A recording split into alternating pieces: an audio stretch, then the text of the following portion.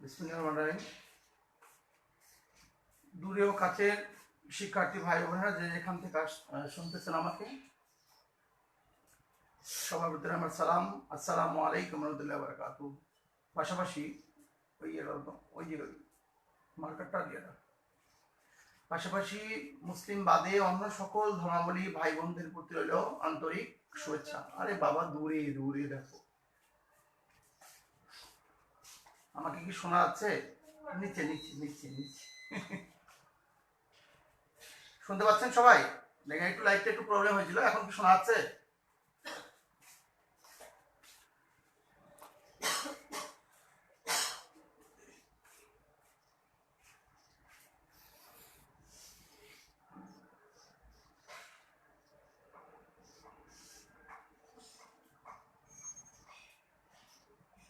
Network কি শেষ নাকি?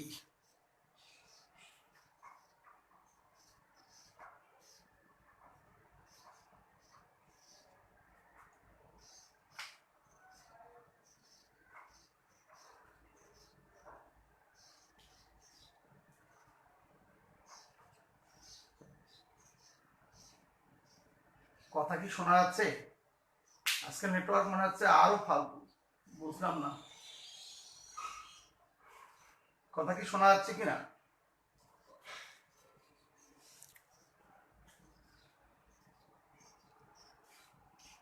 জি স্যার, ওকে, অনেকে চলে আসছে। ওকে ওকে ওকে, থ্যাংক ইউ। অনেক কষ্ট করে আজকে নেটওয়ার্কের সঙ্গে সংযুক্ত হইতে হইল। নেটওয়ার্ক আজকে কেন যেন চরম বাড়ে। আসলে কোভিড-19 সংখ্যা বাড়তেছে, সবার আমাদের টেনশনও বাড়তেছে, ইন্টারনেটের টেনশনও বাড়তেছে। টেনশন করার কিছু নাই। ইনশাল্লাহ এই দেশের আবহাওয়া, এই দেশের মানুষের ইমিউনিটি সিস্টেম সবকিছুই কোভিড-19 বিপরীত কাজ করবে। কোভিড-19 ভাইরাস সংক্রমণ করতেছে অনেক বেশি, হয়তো আরো বেশি টেস্ট করলে আরো বেশি সংক্রমিত রোগী পাওয়া যেত। কিন্তু খেয়াল করবেন, আমাদের দেশে কিন্তু সংক্রমণের হারের তুলনায় মৃত্যুর হার অনেক কম। কোনো চিকিৎসা ছাড়া, এমন না যে চিকিৎসা করে সুস্থ হচ্ছে বাকি, এগুলো পাও। আমাদের দেশের মানুষের চিকিৎসা সিস্টেমে নাই, যা আছে এগুলা হাতুড়ি, এগুলো দিয়ে খুব বেশি ইফেক্টিভ কোনো কাজ হয় না। এই মানুষগুলো ভালো হচ্ছে কি করে, সুস্থ থাকতেছে কি করে? ইমিউনিটি সিস্টেম, এদের রোগ প্রতিরোধ ক্ষমতা বেশি, বাঙালিদের রোগ প্রতিরোধ ক্ষমতা বেশি। ফরদার কজ ভালো আছি আমরা। যা আমরা আমাদের আলোচনায় চলে যাই। গতকালকে পড়েছিলাম হার্ট অ্যাটাক পর্যন্ত, হার্ট অ্যাটাক ওখান থেকে শুরু করি। বলেছিলাম হার্ট অ্যাটাকের ক্ষেত্রে বলছিলাম হৃৎপিণ্ডের মধ্যে কতগুলো রক্তনালী থাকে, যেগুলোর সাথে রক্তকে পুরো বডির মধ্যে নিয়ে যায়। এই রক্তনালীগুলোকে বলা হয় ধমনী। কি বলা হয় বলো? ধমনী। এই ধমনীগুলোর মধ্যে অতিরিক্ত কোলেস্টেরল বা চর্বি নেওয়ার ফলে এই সাউন্ড হচ্ছে অনেক, ওই গেটটা লাগাই দাও তাহলে। এই ধমনীগুলোর মধ্যে অতিরিক্ত কোলেস্টেরল বা চর্বি নেওয়ার ফলে তোমার ব্লক তৈরি হয়, ফলে রক্ত সঞ্চালন প্রক্রিয়া বাধাগ্রস্ত হয়। এই জাতীয় সমস্যাকে বলা হয় হার্ট অ্যাটাক বা মায়োকার্ডিয়াল ইনফার্কশন। তো এটার চিকিৎসা বলতে বলেছিলাম আমরা তিনটা বিষয় পড়বো। চিকিৎসা পদ্ধতির মধ্যে নাম্বার 1 বলছিলাম এনজিওপ্লাস্টি বা এনজিওপ্লাস্টি বা এনজিওগ্রাম। এই এনজিওপ্লাস্টির ক্ষেত্রে বলেছি তোমার যে সমস্ত রক্তনালীর মধ্যে ব্লক তৈরি হয়েছে, এই ব্লক হয়ে যাওয়ার স্থানে পাম্পিং এর সাহায্যে রক্তনালীটাকে ফুলানো হবে। ফুলায় ওখানে রিং বসিয়ে রক্ত সঞ্চালন প্রক্রিয়া স্বাভাবিক করার যে চিকিৎসা পদ্ধতি, তার নাম হচ্ছে এনজিওপ্লাস্টি বা এনজিওগ্রাম। পাম্পিং এর সাহায্যে রক্তনালীকে ফুলিয়ে রিং বসিয়ে রক্ত সঞ্চালন প্রক্রিয়া স্বাভাবিক করার যে চিকিৎসা পদ্ধতি, তার নাম হচ্ছে এনজিওপ্লাস্টি বা এনজিওগ্রাম। এখন রক্তনালীকে ফুলাইছি, রিংও বসাইছি, কিন্তু খুব বেশি ইফেক্টিভ কাজ হচ্ছে না। তখন ডাক্তার বলবে যে এনার বাইপাস করতে হবে, করোনারি বাইপাস।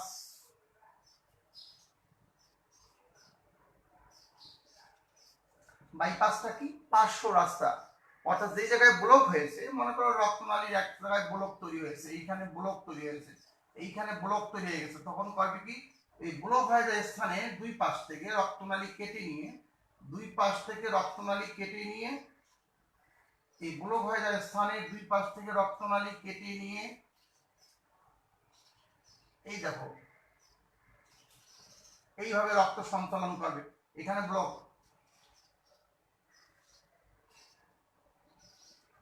ব্লক হয়ে যাওয়া স্থানের দুই পাশে রক্তনালী কেটে নিয়ে সংযুক্ত করে ফ্লাইওভার, ওভারব্রিজ, ওভারপাস আছে না, নিচে গ্যামলাম উপর দিয়ে চলে গেল রক্ত, রক্ত এরকম করে রক্ত সঞ্চালনের পার্শ্ব রাস্তা তৈরি করে রক্ত সঞ্চালন প্রক্রিয়া স্বাভাবিক করার চিকিৎসা পদ্ধতিকে বলা হয় করোনারি বাইপাস। বুঝতে পেরেছি না? আমি আবারও বলি ব্লক হয়ে যায় স্থানের দুই পাশে রক্তনালী শরীরের অন্য অংশ কেটে নিয়ে সংযুক্ত করে রক্ত সঞ্চালনের পার্শ্ব রাস্তা তৈরি করে রক্ত সঞ্চালন প্রক্রিয়া স্বাভাবিক করার চিকিৎসা পদ্ধতিকে বলা হয় কি করোনারি বাইপাস। হ্যাঁ, শুনতে পাচ্ছে? তাহলে করোনারি বাইপাস ব্যাপারটা কি বুঝতে পেরেছে? মনে করো আমাদের ওবায়দুল কাদের সাহেব যোগাযোগ মন্ত্রী, ওনাকে যখন হসপিটাল নিয়ে গেল হলো পিজিতে, মানে বঙ্গবন্ধু শেখ মুজিব মেডিকেল বিশ্ববিদ্যালয়ে, ডাক্তাররা ওনার এনজিওপ্লাস্টি করলো, কিন্তু কোনো কাজ হচ্ছে না। তখন ডাক্তাররা ওই সিঙ্গাপুর থেকে ডাক্তার নিয়ে আসলেন, তোমার ইন্ডিয়া থেকে দেবী শেঠি আসলেন, এনারা এসে বললেন যে ওনার অবস্থা যদি একটু স্টেবল পর্যায়ে যায় তাহলে ওনাকে আপনারা সিঙ্গাপুর নিয়ে যেতে পারেন বা যেখানে পারেন করোনারি বাইপাস করে ফেলেন। তো ওনার করোনারি বাইপাস করে ফেললো, এরপরে কিন্তু উনি দিব্যি সুস্থ। অর্থাৎ ওনার এখন কিন্তু সেকেন্ড ইনিংস চলতেছে জীবনের। প্রথম ইনিংস উনি খুব ভিআইপি মানুষ, এই জন্য ওনার এত টেক কেয়ার হয়েছে, খুব আমনত হলে একদিন মহিলা ভূত হয়ে থাকতো। এটাই সত্য, এটাই সত্য। তার মানে কি এনজিওপ্লাস্টির বড় ভাই আপডেট ভার্সন। এই ক্ষেত্রে এনজিওপ্লাস্টি হচ্ছে প্রাইমারি লেভেলের ট্রিটমেন্ট, অর্থাৎ এনজিওপ্লাস্টি দিয়ে যদি কাজ না হয় তখন করোনারি বাইপাস করতে হবে। কিন্তু করোনারি বাইপাস পার্শ্ব রাস্তা অর্থাৎ ব্লক হয়ে যায় স্থানের দুই পাশে শরীরের অন্য অংশ থেকে রক্তনালী কেটে নিয়ে সংযুক্ত করে রক্ত সঞ্চালনের পার্শ্ব রাস্তা তৈরি করে যেভাবে রক্ত সঞ্চালন প্রক্রিয়া স্বাভাবিক করা হয় তাহাকে বলা হয় কি করোনারি বাইপাস। তাহলে বাইপাস মানে কি পার্শ্ব রাস্তা। এটা আরেকটা কথা বলি, আরেকটা হচ্ছে 3 নম্বর কথা বলি, সেটা হচ্ছে তোমার পেসমেকার। আমাদের হার্টের মধ্যে বা হৃৎপিণ্ডের মধ্যে কিছু কি বলে ইলেকট্রিক সেল থাকে, এগুলোকে বলা হয় ন্যাচারাল পেসমেকার। এই ইলেকট্রিক সেলগুলো বা ন্যাচারাল পেসমেকার গুলো, আমাদের হার্টের মধ্যে কিছু ইলেকট্রিক সেল থাকে, এগুলাকে বলা হয় কি ন্যাচারাল পেসমেকার। খুব জেনারেল সেন্সে বলতে পারি এগুলাকে বলে জেনারেটর। কি বলতে পারবো? জেনারেটর। অর্থাৎ বিদ্যুৎ তৈরি করে না, এরকম আমাদের এই ইলেকট্রিক সেলগুলো ইলেকট্রিক ইম্পালস তৈরি করে, হৃৎপিণ্ডের মধ্যে লামডাপ তৈরি করে, পালস তৈরি করে। কোনো কারণে এই ন্যাচারাল পেসমেকার গুলোর যদি 2-3টা ব্যর্থ হয়ে যায় তখন আর্টিফিশিয়াল পেসমেকারের প্রয়োজন পড়ে। আর্টিফিশিয়াল পেসমেকারটা কি? এটা একটা ব্যাটারি চালিত ডিভাইস। এই ব্যাটারি চালিত ডিভাইসটা লাগানো হবে। এই ব্যাটারি চালিত ডিভাইসটা বুকের চামড়ার নিচে থাকে, ছোট্ট তাবিজ টাইপের। এখান থেকে 2টি তার বের করে রক্তনালীর ভেতর হৃৎপিণ্ডে পৌঁছানো থাকে। তোমার হৃৎপিণ্ডের ন্যাচারাল পেসমেকার যদি ব্যর্থ হয় তাহলে এই আর্টিফিশিয়াল পেসমেকার আগাম সতর্কবার্তা পেয়ে গিয়ে তোমার ওই তারের মধ্যে হৃৎপিণ্ডে বিদ্যুৎ সাপ্লাই করবে, ফলে হৃৎপিণ্ড তোমার লামডাপ ঠিক থাকবে। আমি তো বলি এই হৃৎপিণ্ড নামক যন্ত্রটা মহান সৃষ্টিকর্তা আল্লাহ তাআলা আমাদের জন্মের প্রায় 6-7 মাস আগে সৃষ্টি করেছে। অর্থাৎ মায়ের জরায়ুতে যখন শুক্র নির্মাণের মিলন হয়, জাইগোট তৈরি হয়, এই জাইগোট তৈরি হওয়ার পর ভ্রূণ যে সৃষ্টি হয়, এর স্টার্টিং পয়েন্ট একদম প্রথম হচ্ছে একটা মাংসপিণ্ড তৈরি হয়। এই মাংসপিণ্ডটার ভিতরে প্রথম তৈরি হয় হৃৎপিণ্ড। এই হৃৎপিণ্ড লামডাপ শুরু হয়ে গেল, মানে কি ওখানে আল্লাহ আত্মা ঢুকাই দিল। 2 মাস পরেই ওখানে আত্মা ঢুকে গেল, এই লামডাপ শুরু হয়ে গেল, হৃৎপিণ্ডটা চলা শুরু হয়ে গেল। এই যে তোমার আমার জন্মের প্রায় 7 মাস আগে যে যন্ত্রটা স্টার্ট দিয়েছে মহান সৃষ্টিকর্তা আল্লাহ তাআলা, আজকে আমি প্রায় 36 বছর প্লাস বয়স, আমার 37-এর কাছাকাছি চলে যাবো। তোমাদের বয়স প্রায় 25, 26, 30 বছর আছো এখানে, তোমরা এখানে অনেকে ক্লাস করতেছো। তোমাদের এত বছর, এত জিন্দিগি, এবং আমি যদি আগামী হায়াতে জিন্দিগি 100 বছর হয়, 100 বছর আমাদের প্রতিদিন, প্রতি সেকেন্ড, প্রতি মিনিট, প্রতিদিন, প্রতি মাস, প্রতি বছর 1 সেকেন্ডের জন্য কখনো হৃৎপিণ্ডটা এরকম লামডাপ বন্ধ হবে না। যেদিন হৃৎপিণ্ডের এরকম লামডাপ বন্ধ হয়ে যাবে সেদিন তোমার আমার জীবনের গল্প শেষ হয়ে যাবে। এমন কোন যন্ত্র পৃথিবী কি আছে যে যন্ত্র স্টার্টিং হওয়ার পরে এরকম করে 100 বছর পর কখনো 1 মিনিটের জন্য, 1 সেকেন্ডের জন্য বিরতিহীন ভাবে কখনো বিরতি দেয় না? এরকম বিরতিহীন ভাবে চলতেই থাকে। ইভেন আমরা যখন ঘুমিয়ে থাকি তখন আমাদের হৃৎপিণ্ডটা সচল থাকে। তাই সেই হৃৎপিণ্ডটা চলে কার সাহায্যে? বিদ্যুতের সাহায্যে চলে। এই জন্য আল্লাহ এই বুকের মধ্যে কিছু ইলেকট্রিক সেল দিয়েছে যেগুলা থেকে বিদ্যুৎ সাপ্লাই হয়। এই ইলেকট্রিক সেলগুলোকে বলা হয় ন্যাচারাল পেসমেকার। তো ন্যাচারাল পেসমেকারের ব্যর্থতায় আর্টিফিশিয়াল পেসমেকারের প্রয়োজন হয়। তা আর্টিফিশিয়াল পেসমেকারটা কি? এটা একটা ব্যাটারি চালিত ইলেকট্রিক ডিভাইস। এটা বুকের চামড়ার নিচে লাগানো হয়। সেখান থেকে তুমি যদি এরকম করে হাত দাও তাহলেই দেখতে পাবে। কারণ 5-6 বছর পর বা 7 বছর পর আবার ওই ডিভাইসটা থেকে ব্যাটারিটাকে চেঞ্জ করে দিতে হয়। তাই উপরেই দেওয়া হয়, উপরেই লাগানো থাকে, একটু চামড়াটা উঠায়া আর একটু ভেতরে দিয়ে সেলাই করে দেয়। বুঝতে পেরেছি কিনা? তাহলে পেসমেকার কয় প্রকার বলো? 2 প্রকার। একটা ন্যাচারাল পেসমেকার, ওই যে হৃৎপিণ্ডের মধ্যে ইলেকট্রিক সেল থাকে, ওটার ব্যর্থতায় আর্টিফিশিয়াল পেসমেকার বসানোর প্রয়োজন পড়ে। আর্টিফিশিয়াল পেসমেকার বা কৃত্রিম পেসমেকার কি জিনিস বলেছি? এটা একটা কৃত্রিম ডিভাইস, ব্যাটারি চালিত ইলেকট্রিক ডিভাইস। ন্যাচারাল পেসমেকারের ব্যর্থতায় আর্টিফিশিয়াল পেসমেকার বসানো হয়। তাহলে আমরা বলেছি হৃৎপিণ্ডের চিকিৎসা পদ্ধতি আমরা 3টা পড়লেই চলবে। একটা বলছি এনজিওপ্লাস্টি বা এনজিওগ্রাম। এনজিওপ্লাস্টি বা এনজিওগ্রাম বলছি পাম্পিং এর সাহায্যে বুলক হয়ে যাওয়া রক্তনালীকে ফুলিয়ে রিং বসিয়ে রক্ত সঞ্চালন প্রক্রিয়া স্বাভাবিক করার যে চিকিৎসা পদ্ধতি তার নাম এনজিওপ্লাস্টি বা এনজিওগ্রাম। করোনারি বাইপাস বা ওপেন হার্ট সার্জারিও বলো তোমরা এটাকে। সেক্ষেত্রে বলেছি হৃৎপিণ্ডের যে সমস্ত রক্তনালীতে অতিরিক্ত ব্লক তৈরি হয়ে রক্ত সঞ্চালন প্রক্রিয়া বন্ধ হয়ে যাওয়ার মতো উপক্রম হয়েছে, সেই সমস্ত জায়গায় শরীরের অন্য অংশ থেকে রক্তনালী কেটে নিয়ে সংযুক্ত করে রক্ত সঞ্চালনের পার্শ্ব রাস্তা তৈরি করে, ফ্লাইওভার তৈরি করে, বাইপাস তৈরি করে রক্ত সঞ্চালন প্রক্রিয়া স্বাভাবিক করার চিকিৎসা পদ্ধতির নাম করোনারি বাইপাস। আর একটা কথা বলেছি পেসমেকার। পেসমেকার বলেছি হৃৎপিণ্ডের মধ্যে কিছু ইলেকট্রিক সেল থাকে আমাদের, এগুলো হচ্ছে বিদ্যুৎ সাপ্লাই করে অর্থাৎ ইলেকট্রিক ইম্পালস তৈরি করে।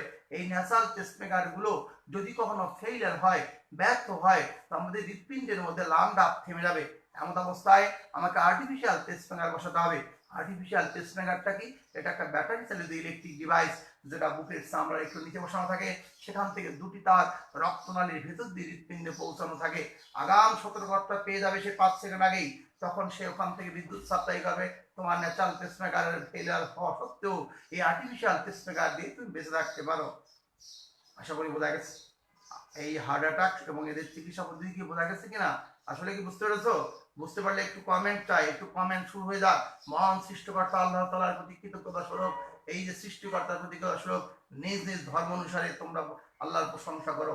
তোমরা যারা মুসলিম বলতে পারো আলহামদুলিল্লাহ, যারা খ্রিস্টান তোমাদের ধর্ম অনুযায়ী বলতে পারো, যারা হিন্দু তারা হিন্দু ধর্ম অনুযায়ী বলতে পারো। সবার জন্য এখানে আমার এই ফেসবুক গ্রুপে কখনো কেউ কখনো ধর্মীয় উদ্দেশ্য ছাড়ানোর চেষ্টা করবে না। হিন্দু, বৌদ্ধ, খ্রিস্টান, মুসলিম কোনো কটাক্ষ কেউ যদি কখনো করো, সাথে সাথে তাকে ব্লক করে দেবো, মনে রেখো। আমি খুবই রক্সটা মানুষ, যদি আমাকে তুমি ওই স্টাইলে বিহেভ করতে দাও। সবার জন্য এখানে নিজ নিজ ধর্ম সবাই পালন করবে। এখানে আমার গ্রুপে কোনো ধর্মীয় উদ্দেশ্য বা কোনো ধর্মের প্রতি কেউ যদি বিদ্বেষ ফেলাও বা কোনো ধর্মের প্রতি নেগেটিভ কথা বলো, সেটা হিন্দু, বৌদ্ধ, খ্রিস্টান, মুসলিম সে যেই হোক, আমি তাকে সাথে সাথে ব্লক করে দেবো। 1 সেকেন্ড না, 9 সেকেন্ড সময় নেবো না। কোনো উদাহরণ এখানে ধর্মীয় কনসেপ্টে নিজের ধর্ম তোমার কাছে তুমি প্রশংসা করতে পারো, বাট অন্যের ধর্মকে কটাক্ষ করার তোমার কোনো রাইট নাই। নেভার এভার, কখনো এই স্পর্ধা করবে না ভাই, বিনীত অনুরোধ করছি। সাথে সাথে ব্লক করে দেবো, সাথে সাথে। তোমার মতন লোক আমার এখানে না থাকলেও চলবে।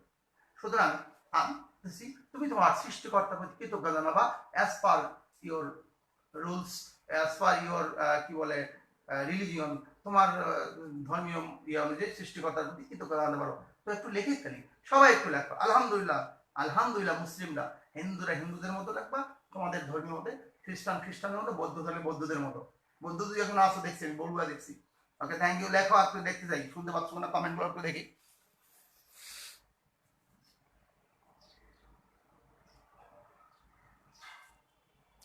ওকে, আলহামদুলিল্লাহ আলহামদুলিল্লাহ আলহামদুলিল্লাহ। নন্দিতা বিশ্বাসকে রেগুলার দেখি, থ্যাংক ইউ। হরে কৃষ্ণ। নন্দিতা বিশ্বাস বলছে কি বলছি, প্রচণ্ড ঝড় আমাদের এখানে, ক্লাস করতে পারছি না স্যার। ওকে, অসুবিধা নাই, পরে করে নিও। ভিডিও থাকবে ইনশাল্লাহ, ভিডিও থাকবে, করে নিবা পরে, সমস্যা নেই, পরে করে নিও। আলহামদুলিল্লাহ, বুঝছি স্যার, আলহামদুলিল্লাহ। ওকে, এভাবে তোমরা ছড়িয়ে দিচ্ছ, একটু গ্রুপটাকে ছড়িয়ে দিচ্ছ। তাহলে চিকিৎসা পদ্ধতি আমি বলছি কয়টা বলো? 3টা বলছি হার্ট অ্যাটাকের ক্ষেত্রে। তাহলে আমরা এবার কুষ্টিয়া থেকে স্যার। Okay, thank you. সব জায়গায় রংপুর বিভাগও ঝড় বৃষ্টি হচ্ছে প্রচুর। রংপুর বিভাগের কেউ আছো দিনাজপুর রংপুর থেকে কেউ আছো নাকি? বৃহত্তর দিনাজপুর রংপুর থেকে কেউ আছো? দিনাজপুর রংপুর থেকে কেউ আছো? কই, যাদেরকে নামই চিনি দিনাজপুর রংপুরের তো কাউকে দেখতে পাচ্ছি না। দিনাজপুর রংপুরে নাকি প্রচুর ঝড় বৃষ্টি হচ্ছে। স্যার, এই মহামারীর সময় আপনার অবদানের প্রতি কৃতজ্ঞ। অবশ্যই, ইনশাআল্লাহ, কোনো সমস্যা নাই। দোয়া করো আল্লাহর কাছে। মাহমুদুল ইসলাম, তোমাদেরকেও ধন্যবাদ। মানুষ মানুষের জন্য, জীবনটাই তো মানুষের জন্য রে। একা একা বাঁচার নাম কোনো জীবন? ওই জীবনকে আমি ঘৃণা করি। ওই জীবন আমার পছন্দ নয়। জীবন হয় মানুষের জন্য, বিলিয়ে দিতে হবে। পৃথিবীর মানুষকে জানাতে হবে যে আমি এসেছিলাম তোমাদের তরে, দেন তুমি তোমার জীবন সার্থক। যাক, এই হলো আমাদের চিকিৎসা পদ্ধতির গল্প বললাম, সেটা কিসের? হার্ট অ্যাটাকের গল্প। এবার আমরা আসি স্ট্রোক। দেখো, স্ট্রোক, স্ট্রোক তো লিখতে বলিনি, আগে একটু বুঝাইনি, পুরোটা পরে লিখে দেবো। স্ট্রোকের ব্যাপারে একটু গল্প বলি। স্ট্রোকটা কি জিনিস? স্ট্রোক শব্দটা হচ্ছে স্ট্রোক, STRO কি, স্ট্রোক, STROK, স্ট্রোক। এই স্ট্রোক হচ্ছে মস্তিষ্কে রক্তক্ষরণজনিত সমস্যা। আর বাকি যা শোনে এগুলো সব ফাও কথা। বুঝলেন এই কথাটা? মস্তিষ্কে রক্তক্ষরণজনিত সমস্যাকে বলা হয় স্ট্রোক। স্ট্রোক অর্থাৎ হার্টে স্ট্রোক করছে, ঠ্যাঙ্গে স্ট্রোক করছে, এগুলো ফাও। হার্টে স্ট্রোক কোনদিন করে না। স্ট্রোক শব্দটা হচ্ছে মস্তিষ্কে রক্তক্ষরণজনিত সমস্যা। এই টোটাল মস্তিষ্কটা আমাদের পুরো বডিটাকে মেনটেন করে। যদি কখনো ডান দিকের মস্তিষ্কে রক্তক্ষরণ হয়, টোটাল শরীরের বাম পাশটা অবশ হয়ে যাবে। বাম পাশে যদি রক্তক্ষরণ হয়, টোটাল ডান পাশটা অবশ হয়ে যাবে। বুঝতে পেরেছেন? Cross connection. ওকে, একদম পায়ের পাতা থেকে মাথা পর্যন্ত সামনের দিকে অবশ হলে কি রক্তক্ষরণ যদি হয়, তাহলে কি পিছন পাশে অবশ হবে? না, পিছন পাশে অবশ হবে না। মানুষ দ্বিপার্শ্বীয় প্রাণী, ক্রস কানেকশন হয়ে গেছে, শেষ। সামনের দিকে রক্তক্ষরণের স্মৃতিশক্তি লোপ পাবে। আমাদের এই পড়ালেখা, জ্ঞান, বুদ্ধি সব কোথায় থাকে বলো? সামনে থাকে। তো সামনের দিকে যদি কখনো রক্তক্ষরণ হয়, তোমার স্মৃতিশক্তি লোপ পাবে। বাংলা সিনেমায় দেখো নাই, এরকম করে নায়ক আর আঘাত পেয়েছে, আঘাত পেয়ে ওর মস্তিষ্কে রক্তক্ষরণ হয়েছে। আর মস্তিষ্কে রক্তক্ষরণ যখন হয়ে গেছে, তখন সে কিন্তু সব ভুলে গেছে। নায়িকা এবার এসে জুতা দিয়ে দুটা বাড়ি মারছে, ঠাস ঠাস করে। সব মনে করছে, হ্যাঁ হ্যাঁ হ্যাঁ হ্যাঁ, তুমি তো সেই। বুঝলেন কথাটা? এই যে মস্তিষ্কে রক্তক্ষরণ সামনের দিকে হলে স্মৃতিশক্তি লোপ পাবে, আর পিছনের দিকে যদি হয় তাহলে স্পট ডেথ হতে পারে। স্পট ডেথ, তাৎক্ষণিক মারা যেতে পারে। বুঝতে পেরেছো কিনা? তাহলে টোটাল আমাদের বডির সমস্ত অর্গান সিস্টেমকে, সব কিছুকে মেনটেন করে, যেটা তার নাম কি বলো? ব্রেইন, বাকি মস্তিষ্ক। এই মস্তিষ্কে রক্তক্ষরণজনিত সমস্যাকে বলা হয় স্ট্রোক। বাস। স্ট্রোক এর চিকিৎসা কি? তাহলে স্ট্রোকের চিকিৎসাকে একটা অপারেশন করে ফেলা। যদি একটা জায়গায় কোথাও রক্তক্ষরণ, কোথাও একটা নির্দিষ্ট জায়গায় থাকে, ডাক্তার ওইটা MRI করে দেখবে। সিটি স্ক্যান আগে করতে, এখন MRI update. MRI update version, বুঝলেন? মানে সিটি স্ক্যান তো এক্সরে এর শীর্ষার্ধে কাজ করে, আর MRI আছে magnetic resonance imaging. MRI, magnetic resonance imaging, অর্থাৎ MRI করে দেখবে কোথায় রক্ত জমছে। যেইখানকার রক্ত জমছে, ফুটা করে ওইখান থেকে তোমার রক্তটা সিরিঞ্জ দিয়ে টেনে বের করে ফেলবে। 7 থেকে 8 দিনের মধ্যে লোক সুস্থ হয়ে যাবে। 10 দিনের মধ্যে হেঁটে বেড়াবে, কোনো সমস্যা নেই। কিন্তু রক্তটা যদি পুরা ছড়িয়ে যায় পুরা ব্রেনে, তাহলে তো সহজে যাবে না। তখন ওকে অ্যান্টিবায়োটিক দিয়ে, ইঞ্জেকশন দিয়ে আকারে আর কি পুশ করবে। অনেক দিন ধরে ভোগাবে, দীর্ঘদিন ধরে ভোগাবে। কথা কি বুঝতে পেরেছে কিনা? কিন্তু এই জন্যই খেয়াল রাখবা, কখনোই মারামারি করলে পিছনের দিকে, এই ঘাড়ে কেউ কোনদিন কারো মারবা না। এখানে মারলে তাহলে স্পাইনাল কর্ডের সংযোগ বিচ্ছিন্ন হয়ে যাবে। স্পাইনাল কর্ডের সংযোগ যদি বিচ্ছিন্ন হয়ে যায়, সে তাৎক্ষণিক মারা যাবে। কোনোভাবে কোনোভাবে তাকে আর বাঁচানো যাবে না। মনে আছে বুয়েটের আবরারের কথা? ওর কিন্তু কোনো রক্তক্ষরণ হয় নাই। হকি স্টিক দিয়ে পিটিয়েছে যখন, পিছনে ব্যাক বনে পিটাইছে, উপরের দিকে লাগছে, তাহলে স্পাইনাল কর্ড হয়তো ছিঁড়ে গেছে। রক্তক্ষরণ ভেতরে হয়েছে, কিন্তু বাইরে থেকে কোনো কিছু বলার স্কোপ নাই, সে মারা গেছে। সুতরাং দুষ্টামি করে ওকে আরে দোষ কেমন আছিস, ঘাড়ের মধ্যে বাড়ি দিয়েছে, দোষ চিৎপাড়া হয়ে গেছে, এমন কাজ কখনোই করা যাবে না। কথা কি বুঝতে পেরেছো কিনা? শুধু বললাম স্ট্রোক, তাহলে স্ট্রোকের চিকিৎসা কি? একটা অপারেশন করা। ওকে, ব্যাস। অপারেশন করে দেখতে হবে। ওই ঠ্যাঙ্গে মালিশ পালিশ করে কোনো লাভ হবে না। ঘটনা ঘটছে মাথায়, অর্থাৎ তোমার পা যদি অবশ হয়, তোমার বাড়িতে কোনো মুরব্বী, ওর কি করতে হবে? ওনার কি করতে হবে? মাথা MRI করে দেখতে হবে মাথায় কোনো না কোনো রক্তনালীর মধ্যে সমস্যা আছে। বুঝতে পেরেছো কিনা? তাহলে স্ট্রোকের গল্প হচ্ছে মস্তিষ্কে রক্তক্ষরণ অথবা রক্ত সঞ্চালন প্রক্রিয়া বাধাগ্রস্ত জনিত সমস্যাকে বলা হয় কি বলা? স্ট্রোক। আশা করি বুঝতে পেরেছো। এবার আসি ক্যান্সার নিয়ে একটু কথা বলি। ক্যান্সার, ক্যান্সারের বাংলা হচ্ছে কর্কট রোগ। কর্কট রোগ, ক্যান্সার, ক্যান্সার মানে কি? No answer.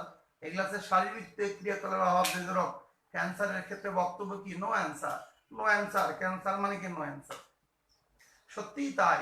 ক্যান্সার মানে কি? শরীরের কোষের অস্বাভাবিক বৃদ্ধি। শরীরের কোষের অস্বাভাবিক বৃদ্ধিজনিত সমস্যাকে বলা হয় কি? বলো, ক্যান্সার। বুঝলেন? শরীরের কোষের অস্বাভাবিক বৃদ্ধি, অর্থাৎ আমাদের এই রক্ত, আমাদের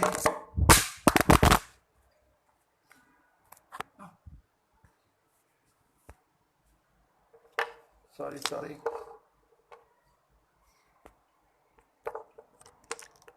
একটু কমেন্ট করো তো প্লিজ, দু একটা, দেখি ঠিক আছে কিনা। একটু সমস্যা হয়েছিল। রংপুর থেকে এখন ঝড় থেমে গেছে রংপুরে। একটু কমেন্ট করো তো, দু একটা কমেন্ট করো তো।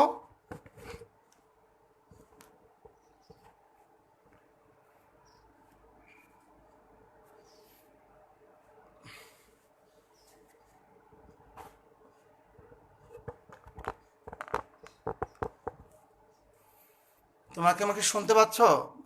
আমাকে শুনতে পাচ্ছ এখন স্টিল? শুনতে পাচ্ছ কিনা? ওকে, এই যে শুনছি।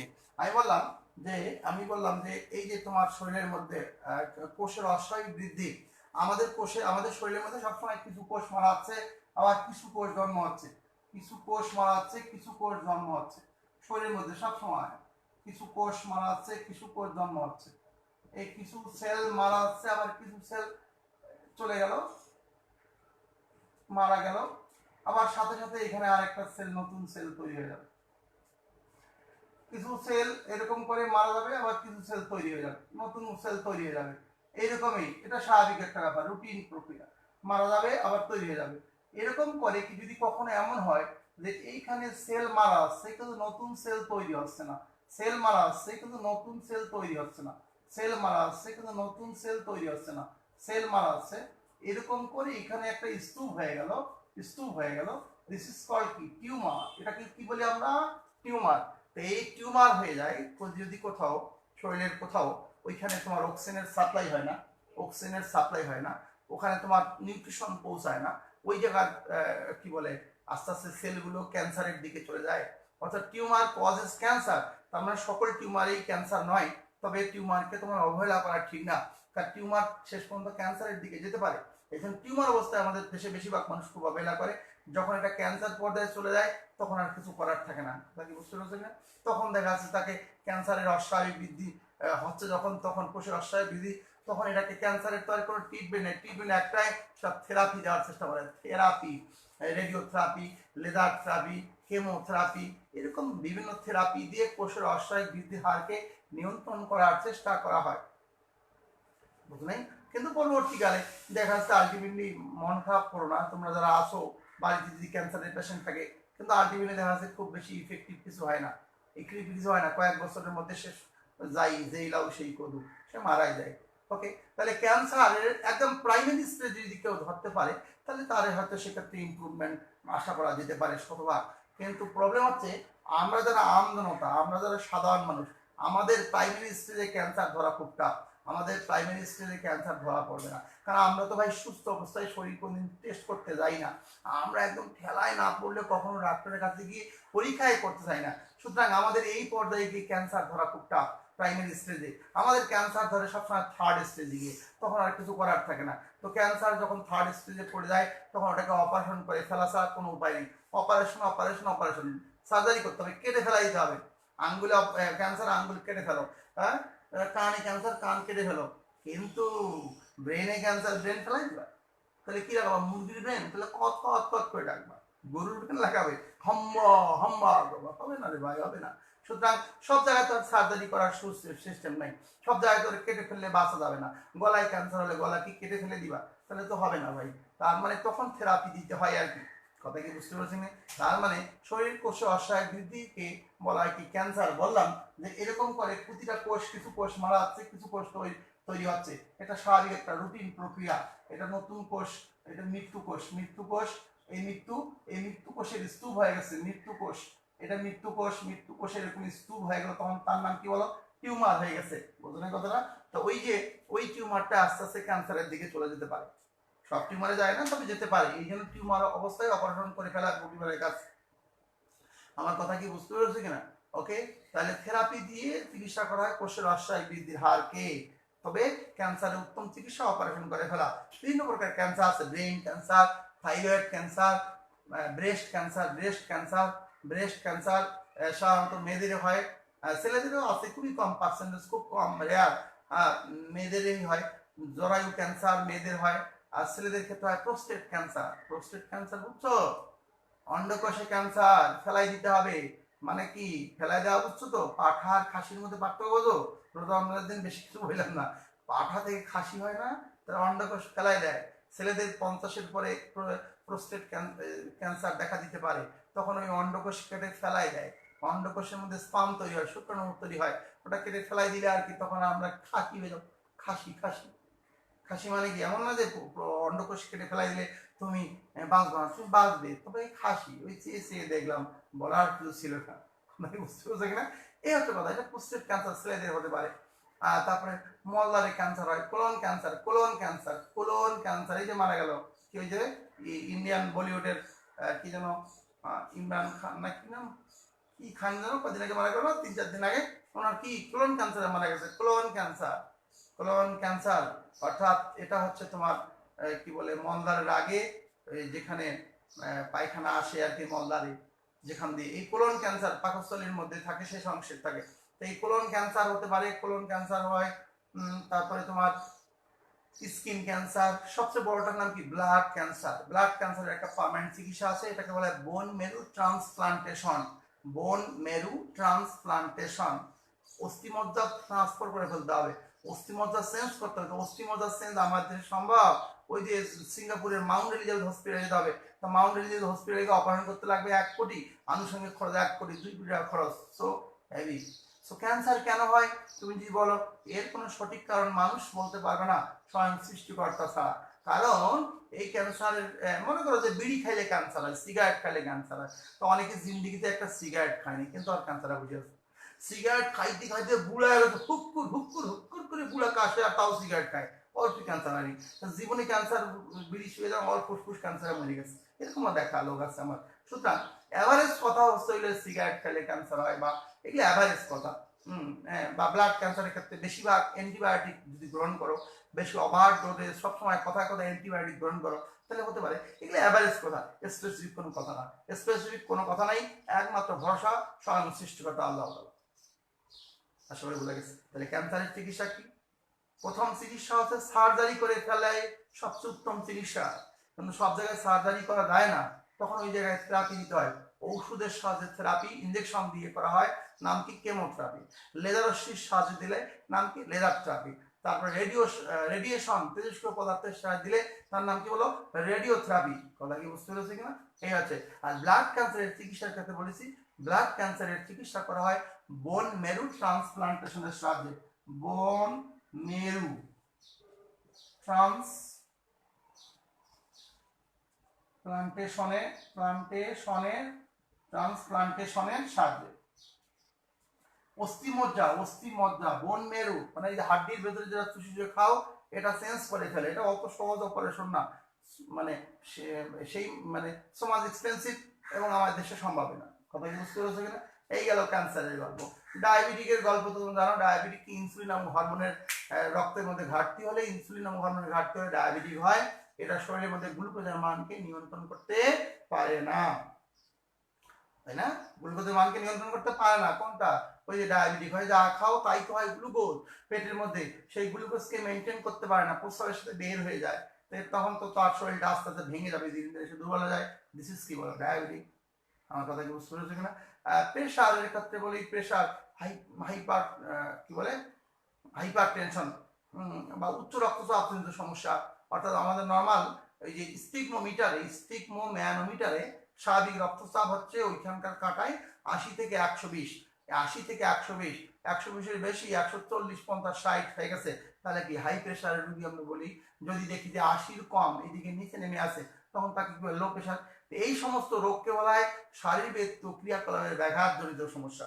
আশা করি বুঝতে পারছো, কথা কি বোঝা গেছে কিনা? তাহলে এগুলো হচ্ছে তোমাদের কি, শারীরিক ক্রিয়াকলাপের অভাবজনিত সমস্যা।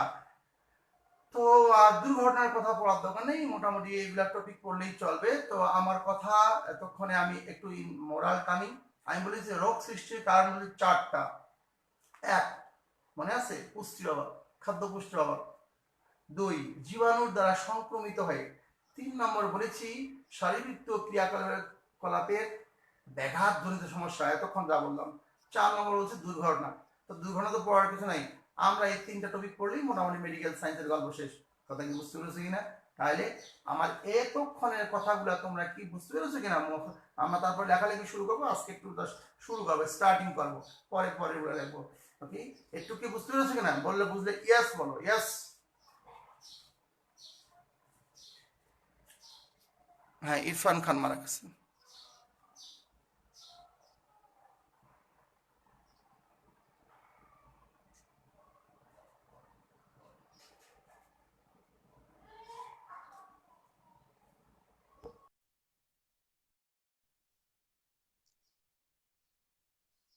জি স্যার, আলহামদুলিল্লাহ।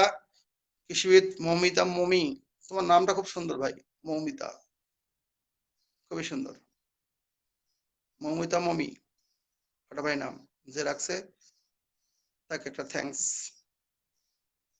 অ্যাডভোকেট আনোয়ার সাফি, তোমাকে তো আগে কোন দেখানি, বোর্ড দেখা যাচ্ছে না কেন ভাইয়া? বোর্ড তো ক্লিয়ার। ছোট বোর্ড, বোর্ড ছোট, আমাদের বোর্ড অত বড় নেই। এইটাই ছিল, দেখি বন্ধের মধ্যে ক্লাস নিতে পারছি।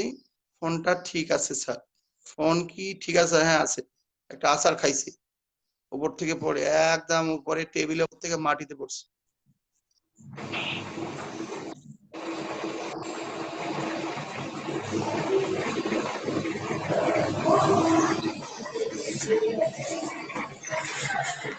বুঝলাম না, আর ক্যামেরা আসছে আল্লাহ জানে। অফ করে দেন তো ভাই, অফ করে দেন। আমি আফরোজি। ও আচ্ছা আচ্ছা, দুটা ক্যামেরা একসাথে আসছে না। আচ্ছা আচ্ছা, ঠিক আছে। ওকে, বুঝতে পারছি, আমি বুঝতে পারছি। আমি কেমন এই পর্যন্ত ক্লিয়ার কিনা? তাহলে আমরা এখন একটু সামনের দিকে আগাই নাকি? Thank you sir. আম্মু রেখেছে নাম, ওকে গুড, থ্যাংক ইউ। আচ্ছা, আমরা আলোচনা চলে যাই। আমরা এখন প্রথমে হেডিং দেব।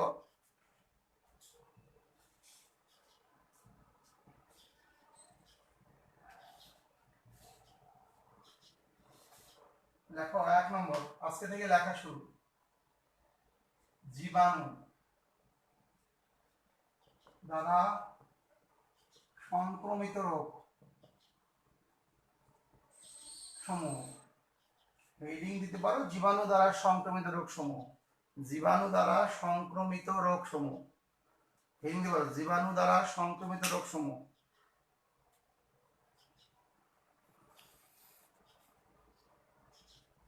লেখছো জীবাণু দ্বারা সংক্রমিত রোগ সমূহ।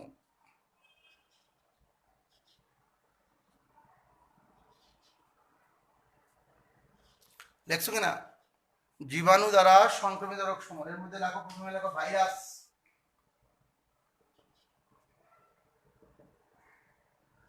ভাইরাস এক প্রকার, ভাইরাস এক প্রকার অকুশী অণুজীব। ভাইরাস এক প্রকার অকুশী অণুজীব। অকুশী অণুজীব মানে কি? একটা কোষও নাই।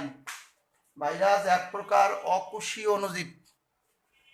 ভাইরাস এক প্রকার কি বলছি বলো? অকুশী অণুজীব। ভাইরাসে কোনো কোষ নাই, একটাও কোষ নাই। পরীক্ষা আসবে ভাইরাস জনিত রোগ সমূহ কি কি?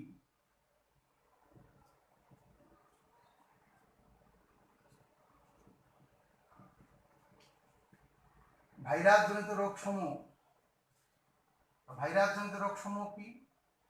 একটু সূত্র লেখি। হয় হয় বসন্ত মাস এলো, ভাইকে ইনফ্লুয়েঞ্জা জ্বরে পেল। হাই হাই বসন্ত মাস এলো, ভাইকে ইনফ্লুয়েঞ্জা জ্বরে পেল।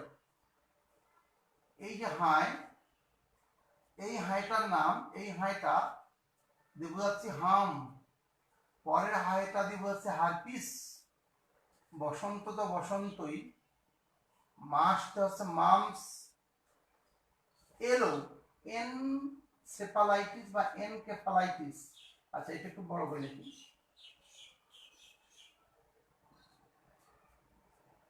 এনকেফালাইটিস। এনকেফালাইটিস, এনকেফালাইটিস ভাইকে, ভাইরাল হেপাটাইটিস, ইনফ্লুয়েঞ্জা, জ্বরতে জলাতঙ্ক, পেলোতে পোলিও। এই হায় হায় বসন্ত মাস এলো, ভাইকে ইনফ্লুয়েঞ্জা জ্বরে পেলো। এখানে 1 2 3 4 5 6 7 8 9, 9টা রোগের নাম দেওয়া আছে। দেখো লিখতে পারছো কিনা, কোথায় সমস্যা? হায় হায় বসন্ত মাস এলো, মোবাইলটা একবার আছাড় খেয়েছে, একদম 5 ফিট 4 ফিট উঁচু থেকে নিচে পড়েছে, 4.5 ফিট উঁচু থেকে।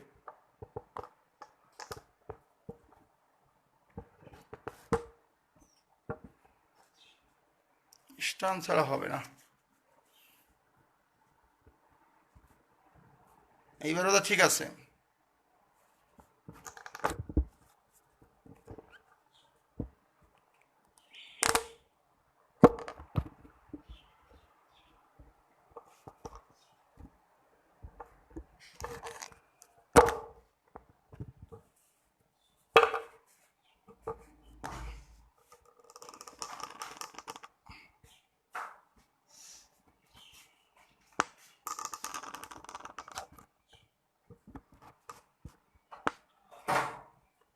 দেখতে পাচ্ছ কি, এটা হচ্ছে ভাইরাল হেপাটাইটিস, এটা হচ্ছে এনকেফালাইটিস। একদিকে তো অন্তত ক্লিয়ার থাকুক, একদিকও ক্লিয়ার না থাকলে তো সমস্যা।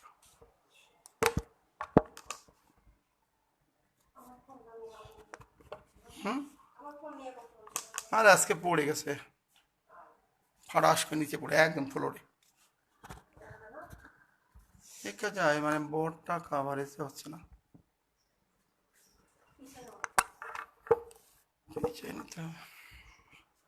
এত ছোট বোর্ড যদি কাভারেজ না হয়।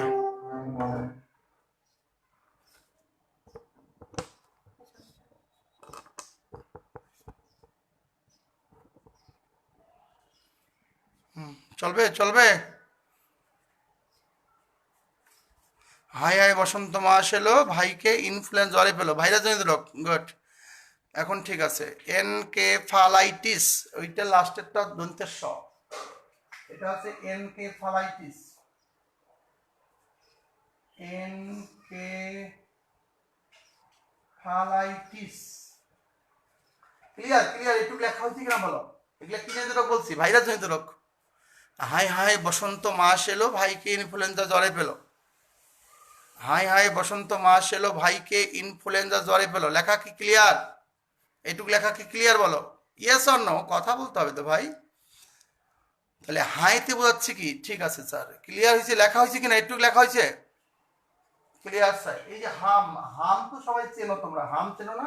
ঘামাচির মতো হয়, বাচ্চাদের হয় সাধারণত, বাচ্চাদের হয় হাম, হাইতে হাম, হাইতে হার্পিস। হার্পিসটা হচ্ছে ইনফেকশন, গলার ভিতরে ইনফেকশন হয়তো রোগ, অত অ্যাভেলেবেল রোগ না। বসন্ত চেনো, আগে গুটি বসন্ত, গুটি বসন্ত টিকা আবিষ্কৃত হয়েছে, কালকে দেখলাম ওই যে আল রাজি করেছেন, আল রাজি মুসলিম বিজ্ঞানী আল রাজি, ওই যে আল রাজি হাসপাতাল আল রাজি নামকরণ করে হয়েছে আল রাজি। তো গুটি বসন্ত, এখন যে বসন্ত হয় সেটা হচ্ছে চিকেন পক্স, পানি বসন্ত, এটা কোনো ব্যাপার না। কিন্তু গুটি বসন্তই দেখবে আগে কিছু লোকের এরকম মুখের মধ্যে গর্ত গর্ত করা, ওদের বেশিরভাগ লোকই মারা গেছে, অল্প কয়েকজন সুস্থ আছে, এর মধ্যে উনি একজন। সুতরাং মুখে দাগ হয়েছে, এটা কোনো ব্যাপার না। মাংস হচ্ছে যে গলার দুই পাশে ফুলে যায়, সাধারণত বাচ্চাদের হয় শীতকালে আর মেয়েদের হয়, কারণ বাচ্চারা আর মেয়েরা তো কাছাকাছি, তাই না? দেখবে মেয়েরাও যেরকম ঢং করে বাচ্চারাও একই স্টাইলে ঢং করে। দেখবে যে বাচ্চারা, ছোট বাচ্চারা বলে আম্মু চকলেট খাবো চকলেট খাবো চকলেট খাবো। তারপরে বলে মেয়েরাও বলে হ্যাঁ হ্যাঁ আইসক্রিম খাবো আইসক্রিম খাবো, কাছাকাছি, তাই না? তার মানে কি বাচ্চা আর মেয়ে কি কাছাকাছি, অল্প পার্থক্য। ওই যে বলি না 14 বছর বয়সে একটা মেয়ে কুড়িগ্রামে বিয়ে হয়েছে, 16 বছর বয়সে উনি এক সন্তানের জননী।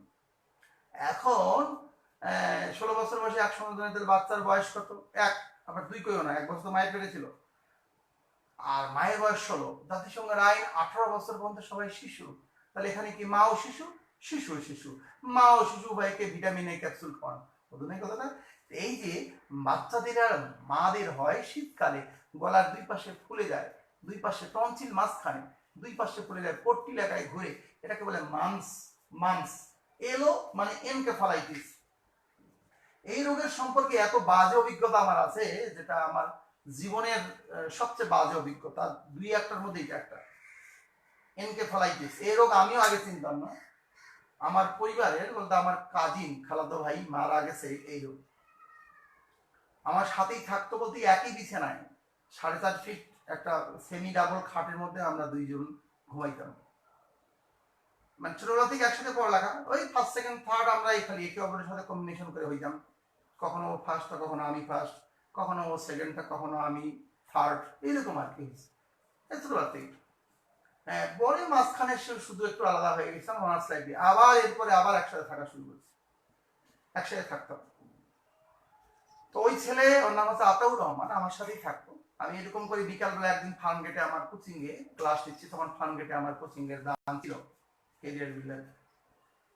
তো ওখানে ক্লাস নিচ্ছি, আমার নিজস্ব কোচিং এর ক্লাস নিচ্ছিলাম, হঠাৎ করে আমাকে ফোন দিয়ে বলছে ভাইয়া ওর বউ আজকে তো ও তো এমআরআই করছি মাথা মাথা ভালো হচ্ছে না, তো ডাক্তার বলছে ওর স্ট্রোক করিস। আমি বললাম স্ট্রোক মানে? ও আমার চেয়ে মাত্র 7 মাসের বয়সে বড় ছিল, যদিও একসাথেই পড়তাম, কিন্তু 7 মাসে আমার বড় ছিল, 7-8 মাসে বোধ হয়, আমি আমার মায়ের কাছে যতটুকু শুনছিলাম। তো এরপরে আমি বললাম যে কি বলো? হ্যাঁ হ্যাঁ ইডনিসিনা হসপিটালে আছি, ডাক্তার এখনই ভর্তি হতে বললো। আমি বললাম যে না তোমার এখন ভর্তি হওয়া যাবে না, তোমার বাসায় আসো, আমি ক্লাস শেষ করে বাসায় আসি। বাসায় গেলাম, বাসায় যে এটা শুনলাম টোটাল ঘটনা, ও বললো যে হ্যাঁ স্বাভাবিক মানুষ, ও অফিস থেকে আসছে, আইসিবি চাকরি করতো, investment corporation of Bangladesh, ICB, it's a finance প্রতিষ্ঠান, গভর্নমেন্ট ফাইন্যান্স প্রতিষ্ঠান। শেয়ার বাজারে যারা এন্ট্রি হয় তারা ওই আইসিবির মাধ্যমে হয়, যারা কমার্স ব্যাকগ্রাউন্ড স্টুডেন্ট আসো তারা আইসিবির নাম হয়তো জানছো। এটা গভর্নমেন্টের একটা ফাইন্যান্স প্রতিষ্ঠান, সরকারি প্রতিষ্ঠান, বাট বেতন কাঠামো বেসরকারি, সাংঘাতিক মজা, ইউজ বেতন পাইতো। সে ওই বয়সে প্রিন্সিপাল অফিসার ছিল, অনেক ভালো, মানে ছোট বয়সে অনেক বড় পদে চলে গিয়েছিল, মানে ও মানে খুব মেধাবী ছিল। এই কম্পিউটারের ব্যাপারে সাংঘাতিক মেধাবী। আমার অ্যাকাউন্টে যেটা তোমার সাথে ক্লাস নিচ্ছি সেটাও ওরাই তৈরি করে দাও। তো যাই হোক, ও ছেলে, আমি দেখলাম যে সুস্থ মানুষ। তারপর আমরা খাওয়া দাওয়ার পর রাত বোধ হয় 10টা-11টার দিকে গেলাম ইবনেসিনা হসপিটালে। আমি, ও আর ওর বউ, তিনজন মিলে গেলাম। আমার বাসা থেকে 30 টাকা রিক্সাওয়ালা, ধানমন্ডিতে আমার বাসা ছিল, শুক্রাবাদের ওখানে, আর ওই পাশে ক্রস করে ইবনেসিনা হসপিটাল।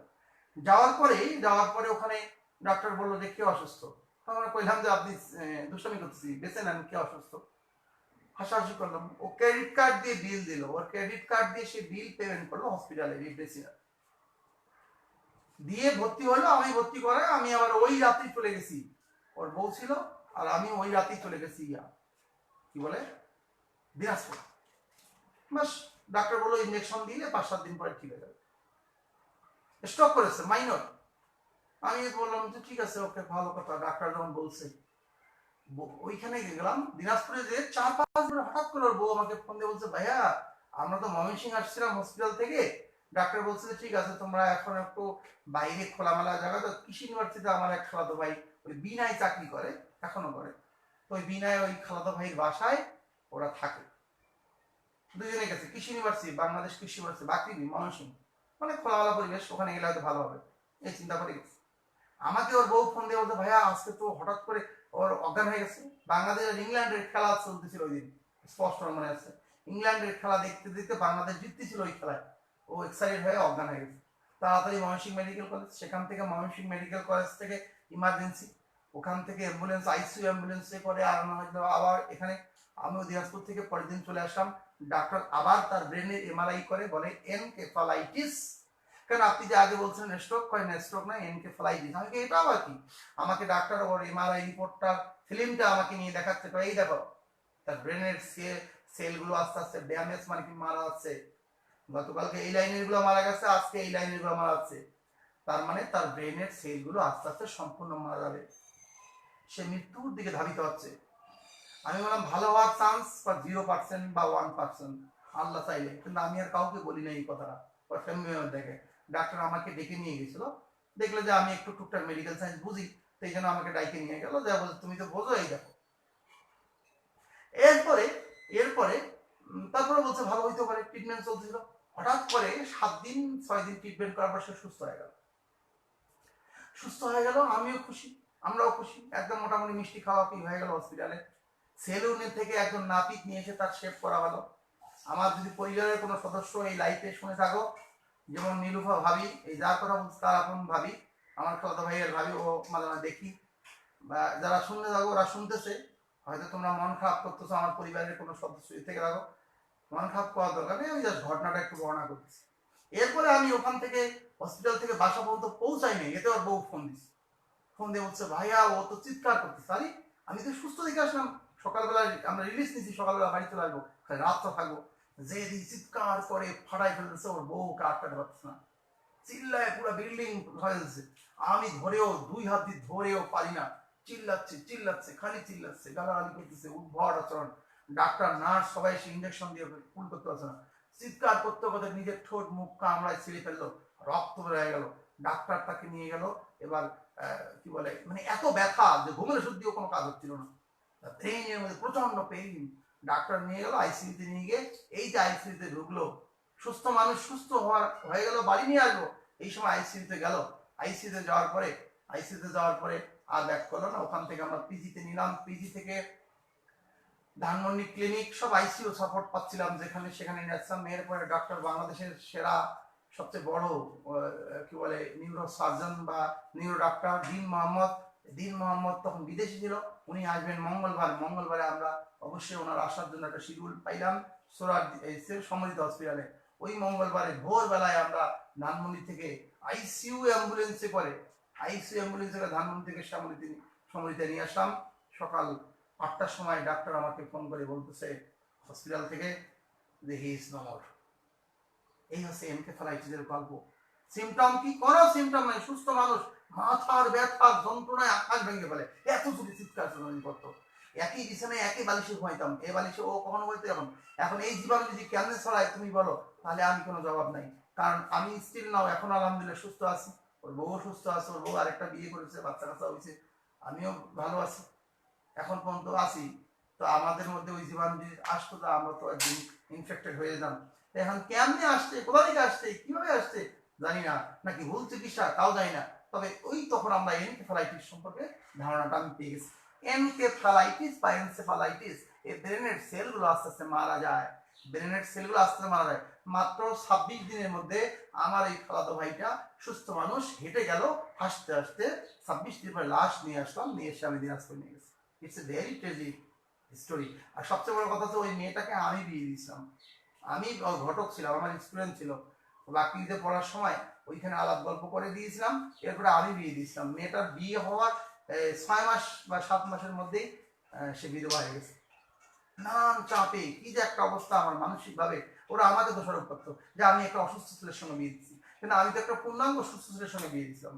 আমার এই পক্ষ থেকে পাত্রপক্ষ থেকে আমাকে বলতো একটা কুফামের সঙ্গে বিয়ে দিচ্ছি, আমার ছেলেটারে কি বলে মাইরে ফেললো। মানে আমি পুরো সিপাই পড়ে গেছিলাম, এমন একটা অবস্থা, যেখান থেকে সবকিছু আল্লাহর মধ্যে আবার সবকিছু সেটেল হয়ে গেছে। যাই হোক, ওই মেয়েটা শেষ পর্যন্ত আবার পড়ালেখা শুরু করেছে, আমার কোচিংয়েই পড়তো, ব্যাপক হারে পড়ালেখা করার পরে এখন আবার বেশ কয়েকটা চাকরি ভাইবা দিয়ে সে এখন ব্যাংকে চাকরি করতেছে, বিয়ে শাদী করছে, বাচ্চা কাচ্চা হয়েছে। এই হচ্ছে এনকেফেলাইটিসের গল্প বললাম। ভাইকে তো সবাই চেনো, ভাইরাল হ্যাপাটাইটিস। মানে কি হ্যাপাটাইটিস ভাইরাস, আগামীকালকে এখান থেকে শুরু করবো, হ্যাপাটাইটিস ভাইরাস ডিটেলস পড়াবো। ইনফ্লুয়েঞ্জা জ্বর আমাদের ভালো হয়ে যায় 7 দিন 5 দিন, জ্বরতে জলাতঙ্ক, এই যে কুর কামড়া হয়, রেবিস ভাইরাসের গল্প মানবদেহ পড়ানোর সময় তোমাদের বলছিলাম কিনা, না হলে আরেকদিন বলবো। এই জলাতঙ্ক রোগ, কুকুর কামড়া হয়, জল দেখলে ভয় পায়, তাই জলাতঙ্ক, জল যোগ আতঙ্ক, কুকুর কামড়া হয়, পাগলা কুকুর, পেলো কি পোলিও, পোলিও মানে কি এই হাত পা বাঁকা হয়ে যায়, বুঝো নাই? এইগুলো হচ্ছে ভাইরাস জনিত রোগ, এইগুলার সংক্ষিপ্ত পরিচয় তোমাকে দিয়ে দিলাম। আগামীকালকে আলোচনা শুরু হবে এখান থেকে, ভাইরাল হ্যাপাটাইটিস থেকে শুরু হবে। প্রত্যেকে ভালো থাকো, প্রত্যেকের জন্য শুভকামনা, আমার জন্য দোয়া করবে, আমার মনের যেন নেক ইচ্ছা পূর্ণ করে, মহান সৃষ্টিকর্তা আল্লাহ তাআলা যেন আমার মনের আশাগুলোকে পূর্ণ করে দেয়, মনের নেক বাসনা পূর্ণ করে দেয়। তোমাদের জন্য আমি দোয়া করি, তোমরাও যেন নেক বাসনাগুলো পূর্ণ করে, আল্লাহ যেন আমাকে মানুষের জন্য আরো কিছু ভালো কিছু কাজ করার তৌফিক দান করে, আমা তৌফিক ইল্লা বিল্লাহ। এবং সেই সাথে এই কষ্ট করে রমজানের পড়ন্ত বিকালে তোমরা শুনছো, তোমাদের সবাইকে ধন্যবাদ। আসসালামু আলাইকুম রহমতুল্লাহ বারাকাতুহু।